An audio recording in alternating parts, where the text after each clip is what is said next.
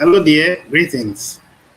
And you're on to Augustine again, your general coordinator for the Sbcedu and your English facilitator for the Simply Brilliant community. Once again, you're welcome to my channel. And as usual, I've come to give us a review and question and answer section for week 23. And we're looking at week 24 today. Today is the Wednesday, 21st of January 2026. And my apologies, I wasn't able to handle this yesterday, which was my normal time on Tuesday. I had a serious official assignment to attend to, so I had to get that done. And then I'm here for the revision of week 23. So once again, you're welcome to my channel. As usual, I would appreciate it if you can like and then you can subscribe if you haven't subscribed yet to this channel. All right. So without further ado, let's move into the content of today.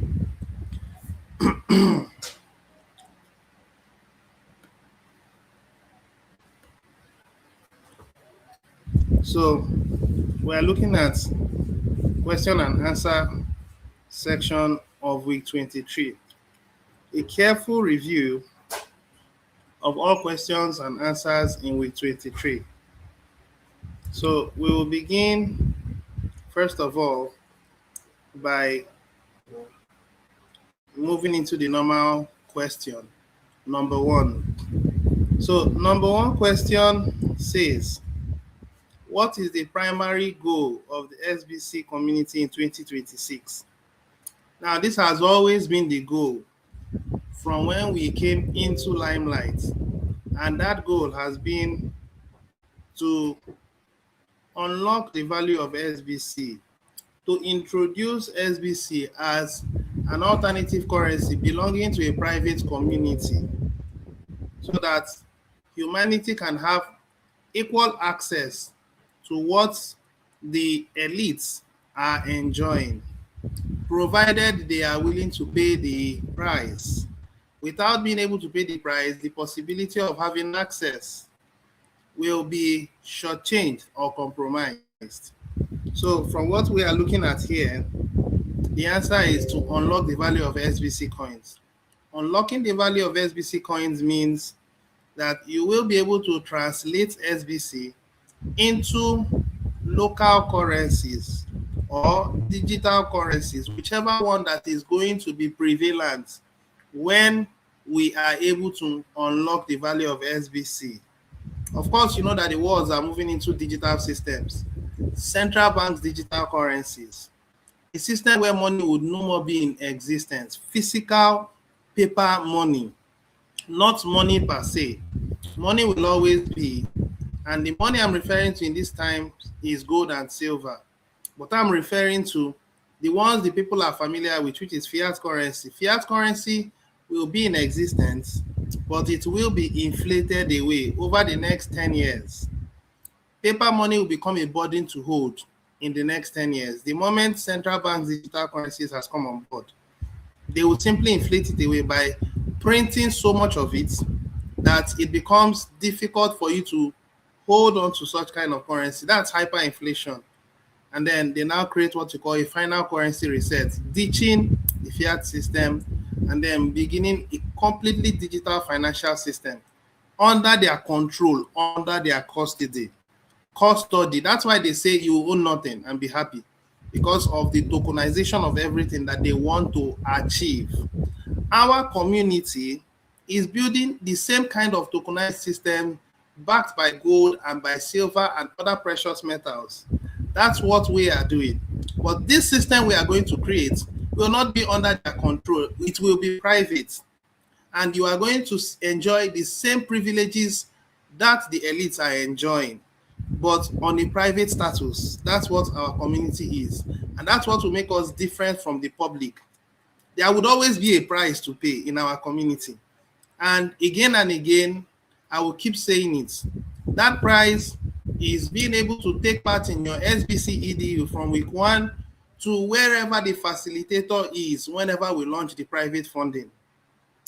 If we are in week 50, when we have launched the private funding, it is expected that you will build from week 1 to week 50 before you are able to unlock the price of SBC and then being able to use it in the real world. Now, between now and when you get there, your account should always stay active. If your account expires for 30 days, the coins that you have acquired, irrespective of when you joined the community, will be recycled back into the system. This will be talked about in details by the administration in today's founders meeting. Today being the 21st of January 2026. Every member will be required to remain active from April 1st. From April 1st. We have January, we have February, we have March. Now we have, from May 1st, not April 1st. You have between now and April 30th to get back, reactivate your accounts. And then going forward, once we have entered the month of May 1st and your account stays inactive for 30 days, the coins that you have acquired will be recycled.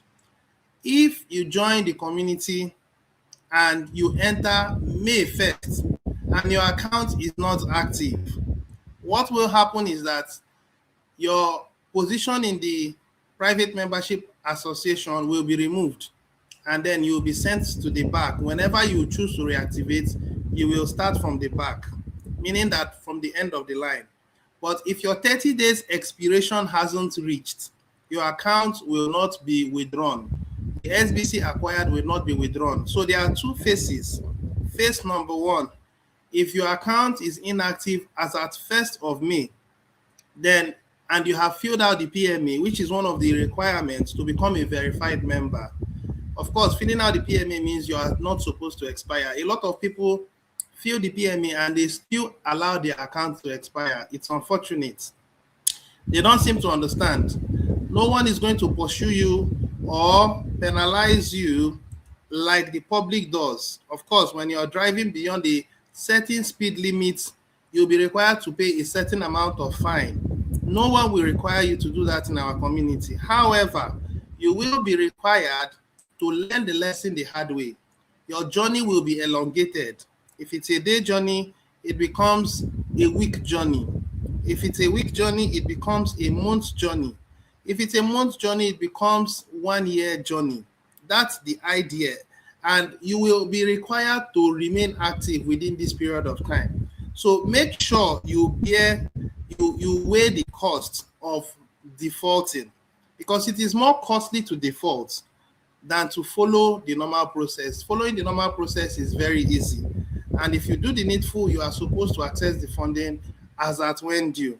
I believe I've talked a lot on this page 1. Let's move over to the next one. So question number 1, what is the primary goal of SBC community in 22, year 2026, is to unlock the value of the coin. And to become a public institution, no, we will always be private. To invest in government programs, never. To merge with global financial systems, never. We are private, we will remain private. But in a way, we will be able to access our SBC in the real world. Tax-free income. Tax-free SBC. Tax-free, of course, you know that we would not pay taxes to the government due to the fact that we are private. That's the whole idea. All right, so we'll move to number 2.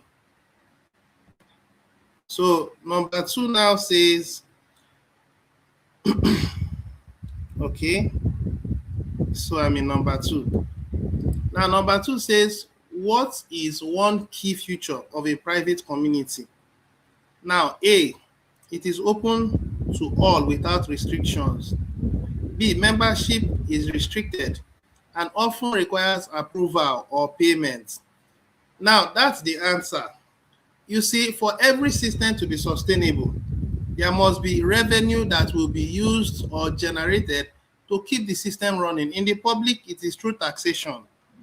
And the system has designed it so well that the citizens don't even know when the governments are taxing them, and there are various types of taxations. There is income tax, there is even land tax. There are a whole lot of, in fact, there are several editions of taxes that the system uses to slowly siphon money from the people. As long as I'm concerned, now everyone has a right to their own belief, but money that is given or collected from you without your consent is a form of stealing. I take that again. Money that is taken from you without your consent is a form of stealing. There are several types of stealings. Number one form of stealing that the governments are doing to their citizens is printing more money than they ought to print and causing the circulating supply of currency to be more than the gross domestic product of what that country can be able to create in a single year. That's a form of inflation, and it is stealing from the masses. Why? Because when they print that amount of money, they will be the very first partakers that will spend it into the economy. And when it trickles into the economy over time, the amount of available currency pursuing the limited amount of goods will create high demand and fixed supply. Therefore, price will go up. Now, not price of that thing like Bitcoin, but the price of the commodities will go up, which will create inflation over time. So they are stealing the purchasing power of their citizens by printing more.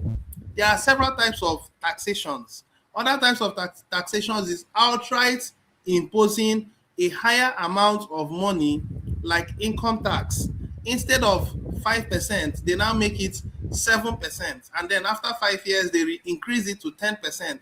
You see, as long as the paper money design is there, it's a flawed system where power is limited to a few people.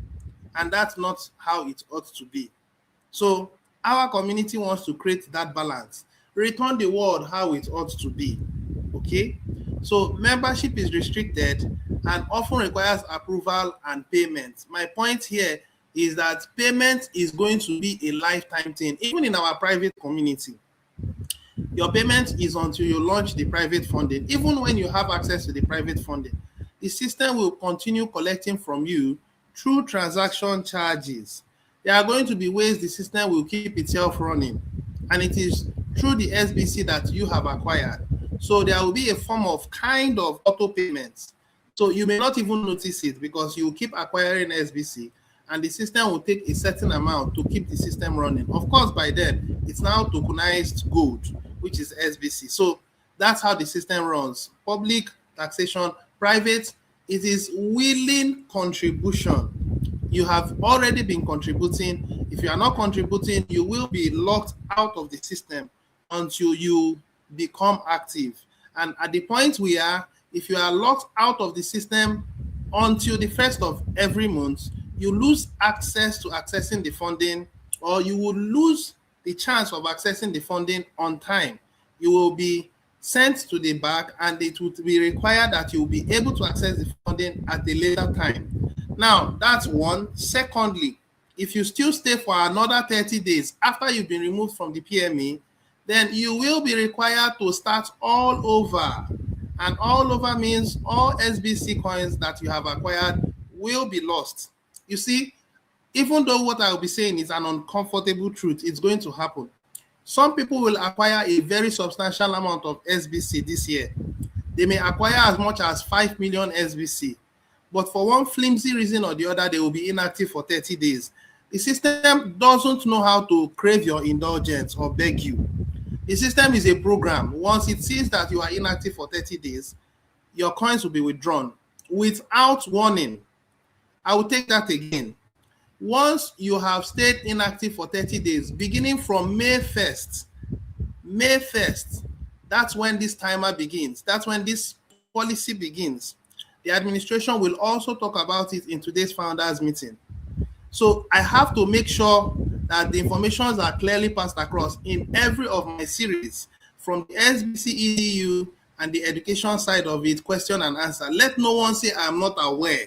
Your account is inactive for 30 days. From May 1st, your coins are withdrawn without apology, and you cannot get it. You can't get it back.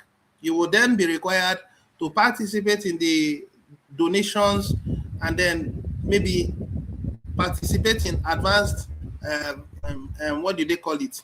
Advanced advantage, to be able to acquire the ones that has been lost. So your good side, or the good side of it, is that as the community advances towards the end of the year, your SBC rewards will also appreciate regarding donations. The other ones will remain as it is, but donations will keep appreciating. So peradventure you fall into that category, you can just put in a certain amount of money to get back what you've lost.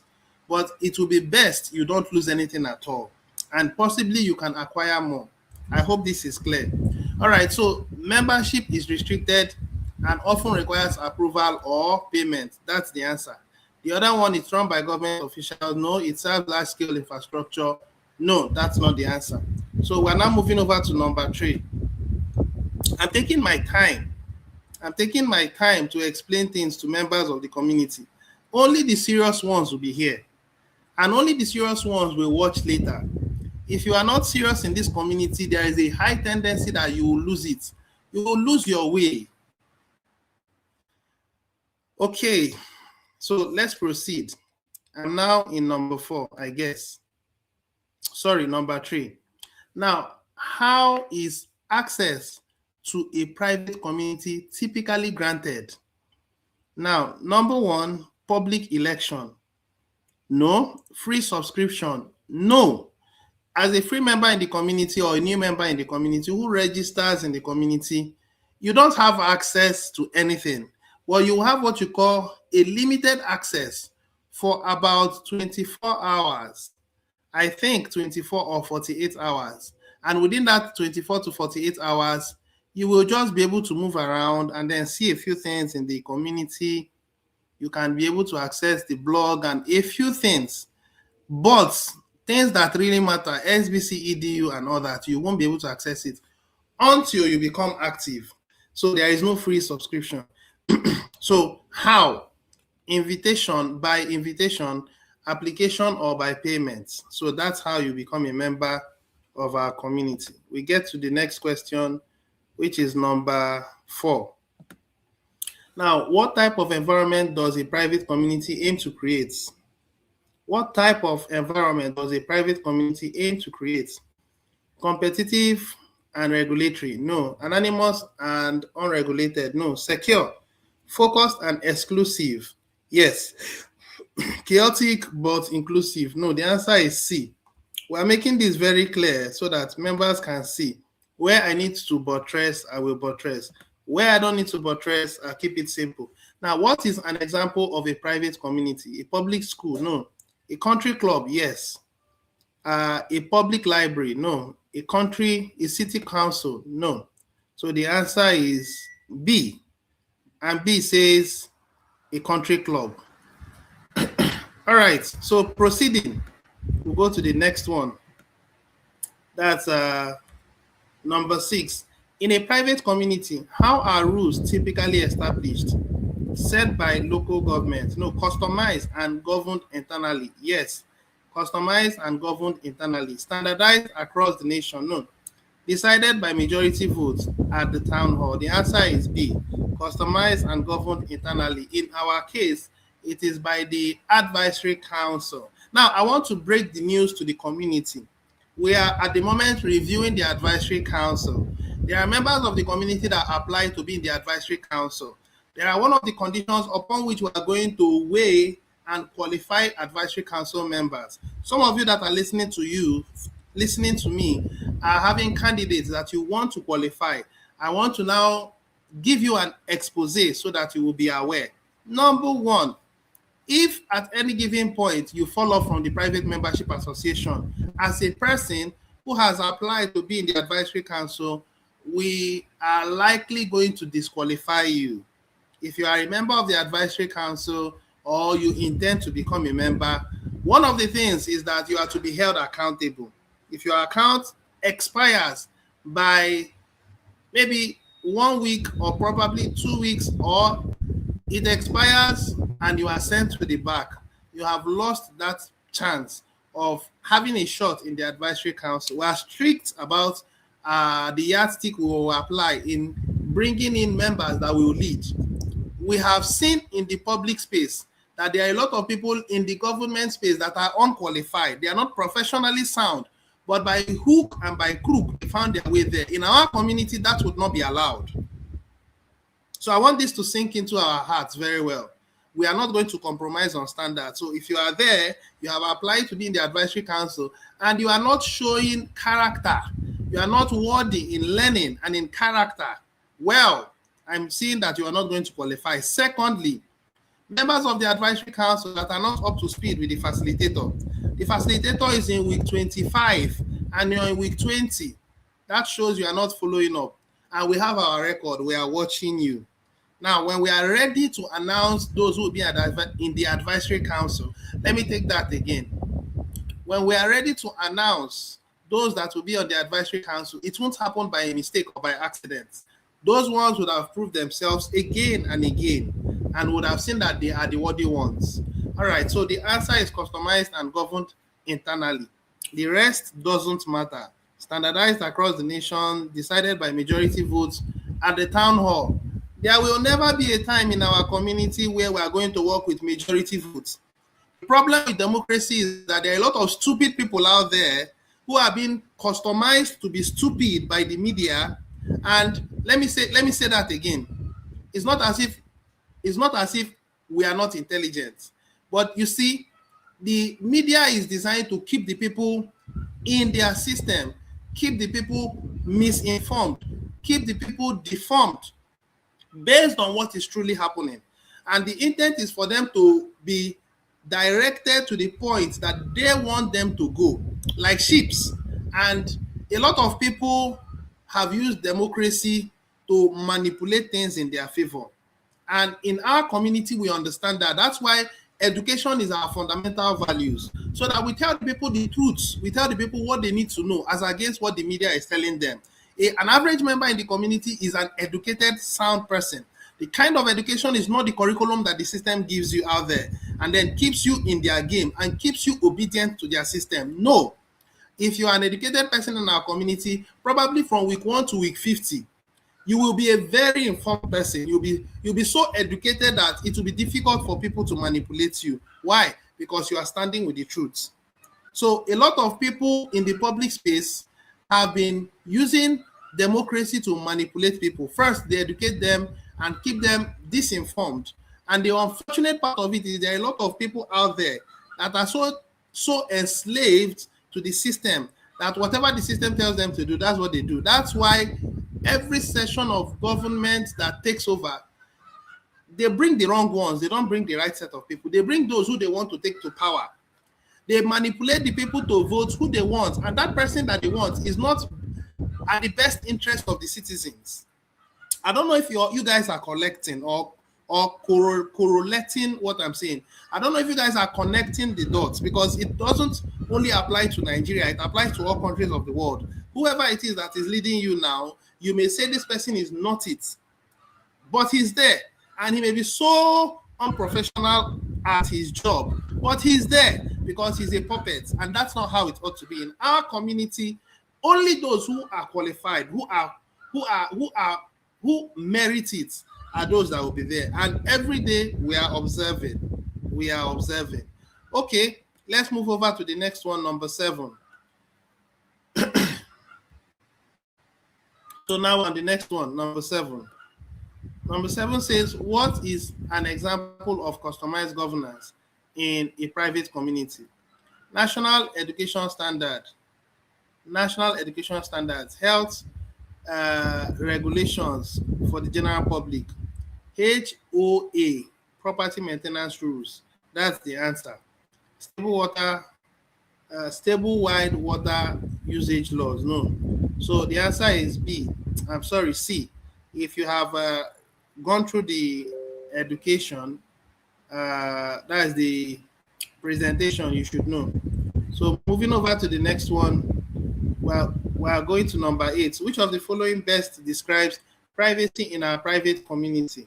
That is SBC. All information is published publicly. No members' discussion and details are kept confidential. That's the answer. There is no privacy in private communities. Error. Privacy depends on government rules. No. Now, I want you guys to understand something, that even the government knows that in a private society, a well-constituted private society, they don't have jurisdiction. I'll say that again. Governments of the world know that in a well-constituted private society, they don't have jurisdiction. They don't have a say. And it has been on and on over the centuries. But the point is that they don't want the masses to know that there is a public system. If the masses knew that there is a public system, the bulk of masses will leave the public and move to the private. I'll take that again. If the government, if the public, which are the masses, knows that there is a private system or an alternative way of how things ought to be done, the bulk of the masses will move from the public to the private, where the governments don't have jurisdiction. So the answer is member discussions and details are kept confidential. So let's move over to the next one, number 9. Number 9 says, what is the benefit of targeted interactions in private communities?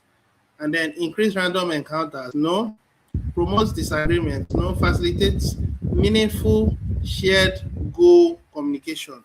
Facilitates meaningful shared goal communications. That's the answer. So what is the benefit of targeted interactions in private communities? The answer is C. So over to number 10. Number 10 say, what is an example of resource sharing in a private community? Internet access in public libraries. No. Writers exchange feedback in a private group. That's the answers. I don't need to go into the order. Let's go straight to the answer and then move over to the next one, which is number 11. Number 11 says, what defines a public system? Government run or funded, okay, A, government run or funded to serve public welfare. Now, that's the answers.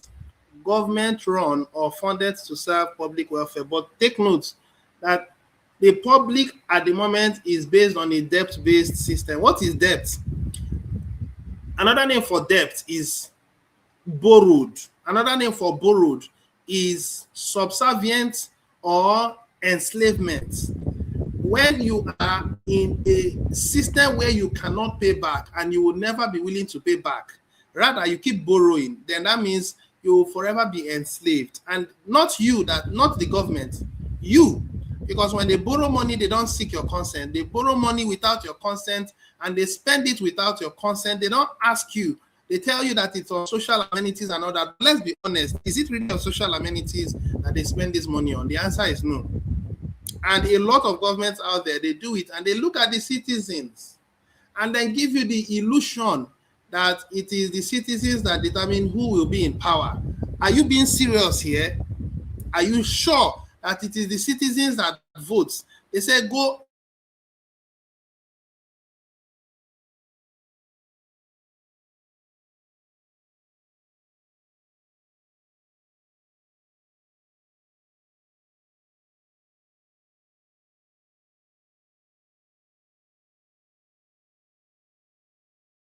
exercise your those who are in power. Were you the ones who? So we move over to the next one, which is number 12. So number 12 has to say, what is a key characteristics of public system? Invite only entry. No. Open access to all individuals. That's the answer. Open access to all individuals. That's why anything can go in the public system. Well, let's leave that. Now move over to 13. 13 says, how are rules typically applied in public systems? Privately negotiated among members. No. Set by majority votes. No. Standardized by government regulations. That's the answer. Number 13. So we move over to number 14. Number 14 says, what is an example of equitable resources?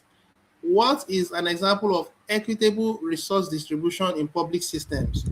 Member-only healthcare plans, paid legal consultations, public health services offering vaccinations for all. Yeah, that's the answer. I don't know. Let me not say what's on my mind. Probably what's on my mind may not be valid for others, because there are quite a number of people that are still statists that will watch this video and they still don't see an option outside the elite constructed system. It wasn't always like this. The elites manipulated this system. Once upon a time, the public was a very good system that accommodated fairness, equity, and justice. But as we speak, it has been undermined, it has been manipulated. It is not what it used to be. It's now a shadow of what it used to be. And it is tending towards the negative side. And only the negative minded are those that may thrive in the system. But our public system, our private system will give room for those good side, good people to join and enjoy equity, fairness, and balance. So I don't want to go into details beyond what I've just said. So the answer is public health service offering vaccinations for all. Now we're going to go into the last one, which is number 15, so that we can finish up. Number 15 says, what distinguishes private communities from public systems overall? What distinguishes private communities from public systems overall? Public systems offer more privacy. Private communities are for everyone. Private communities are for everyone that chooses to subscribe and keeps to the rules. So not everyone wants to be subject to rules. Not everyone wants to be subject to terms and conditions. Not everyone wants to be controlled by the set rules that has been put by the establishment. A lot of people are lawless. That's why this private community will not be for everybody. Because in the public space, everything goes. You can decide to rock pull your project as long as you are not caught and you escape. That's fine. Anything goes in the public, but in the private, it doesn't work like that. So the answer is private communities are exclusive and customized. Public systems are open and standardized. That's the answer. So I believe I've come to the end of the presentation for today. And I also want to believe that some of you have seen it, listened to it, and now you have what it takes to answer the questions. Peradventure, you didn't get it the first and second time. With this third one, I'm sure you are going to get it. And I was very intentional by keeping the timing very limited so that there will be room for others to watch. All right, so let's look at those who are present with us.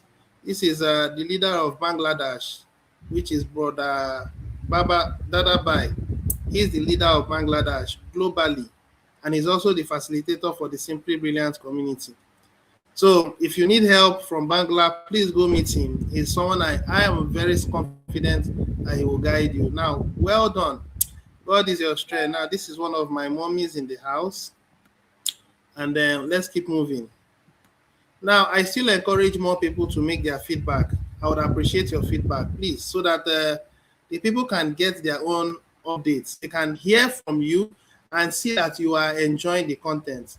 Good morning, teacher.